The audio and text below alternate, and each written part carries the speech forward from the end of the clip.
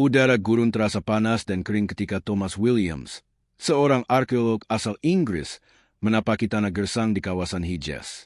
Ia datang bersama tim ekspedisi internasional yang sedang meneliti peninggalan kuno bangsa Arab pra-Islam. Sejak kecil, Thomas dikenal sebagai sosok rasional dan skeptis terhadap agama. Ia percaya bahwa semua hal harus bisa dijelaskan secara ilmiah, termasuk hal-hal yang dianggap sakral oleh manusia. Namun tanpa disadari, langkah kakinya kali ini akan membawanya pada sesuatu yang tidak pernah ia bayangkan sebelumnya, sebuah penemuan yang mengubah seluruh pandangannya tentang hidup, sejarah, dan Tuhan. Suatu sore, Thomas dan timnya mendapat kabar dari seorang warga tua tentang sebuah area misterius di tepi padang pasir. Warga menyebut tempat itu dengan nama Qabr al-Lana, yang berarti makam terkutuk. Tidak ada satupun penduduk yang berani mendekat, bahkan para gembala sekalipun akan memutar jauh ketika melintas di area itu. Konon, siapapun yang mencoba menggali atau menyentuh batu nisannya akan jatuh sakit atau bahkan meninggal secara misterius. Bagi Thomas, itu hanya cerita rakyat yang lahir dari ketidaktahuan. Ia tersenyum dan berkata pada asistennya, "Legenda seperti ini selalu menarik, tapi kita di sini untuk fakta, bukan mitos."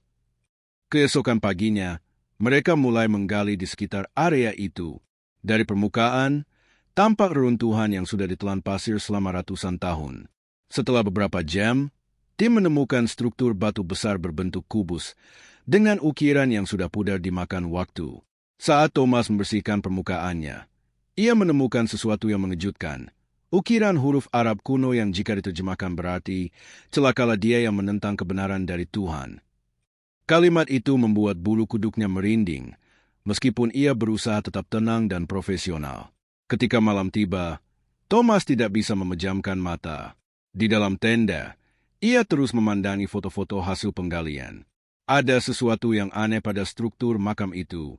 Posisi batu-batunya membentuk pola seperti kobaran api. Ia merasa seolah ada pesan tersembunyi di balik simbol-simbol itu. Mengapa makam ini dijauhi? Mengapa disebut terkutuk? Pikirnya. Ia memutuskan untuk membuka bagian dalam makam keesokan harinya, meskipun warga setempat sudah memperingatkannya agar tidak melanjutkan.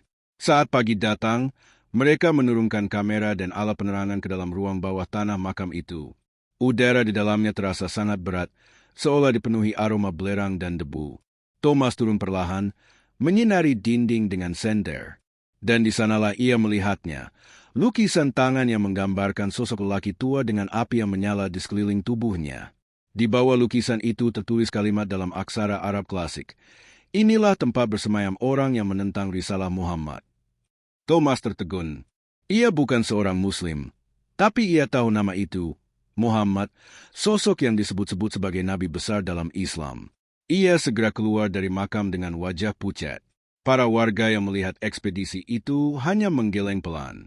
Salah satu di antara mereka, seorang ulama tua bernama Syekh Abdullah, datang mendekati Thomas. Dengan suara lembut, ia berkata, "Apa yang kau temukan hanyalah bukti dari apa yang telah disebutkan dalam kitab suci kami sejak 14 abad lalu."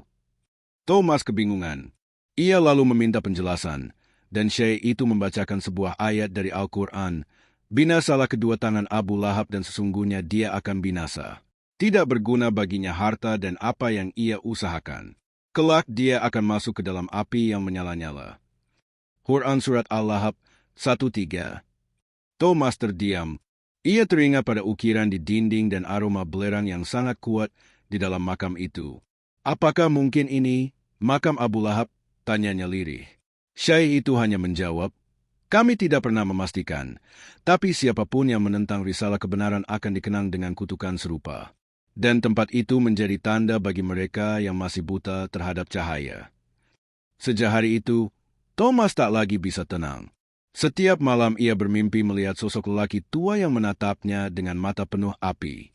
Dalam mimpinya, sosok itu berkata dalam bahasa Arab yang entah bagaimana bisa ia pahami, "Kebenaran telah datang, tapi kau masih menutup mata."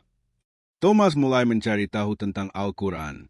Ia membaca terjemahannya dalam bahasa Inggris, meneliti ayat-ayat tentang sejarah, geologi, bahkan tentang manusia dan penciptaan.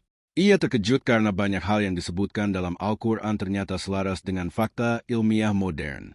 Ia berkata dalam catatan hariannya, "Aku datang ke tanah ini untuk membuktikan mitos, tapi justru aku menemukan kebenaran yang tak bisa dijelaskan dengan sains." Beberapa minggu kemudian, Thomas memutuskan untuk menemui kembali Syekh Abdullah. Ia meminta untuk diajarkan lebih dalam tentang Islam. Setelah beberapa hari berdialog, hatinya terasa sangat tenang. Pada pagi yang hening, di tengah gurun Hijaz yang pernah ia anggap tak berarti, Thomas mengucapkan kalimat syahadat dengan air mata menetes. Ia merasa seolah semua kesombongan intelektual yang dulu ia banggakan runtuh seketika. "Kini aku percaya," katanya pelan, "bahwa ilmu pengetahuan hanyalah jembatan menuju kebenaran yang sejati, dan kebenaran itu bernama Islam." Thomas akhirnya kembali ke Inggris, tapi bukan lagi sebagai peneliti yang sombong. Ia menulis sebuah buku berjudul The Light Beneath the Sun, yang menceritakan perjalanan spiritualnya di tanah Hijaz. Dalam epilognya ia menulis, "Aku datang sebagai arkeolog, tapi pulang sebagai seorang yang beriman. Aku mencari batu-batu sejarah, tapi yang kutemukan adalah cahaya Tuhan di tengah debu gurun."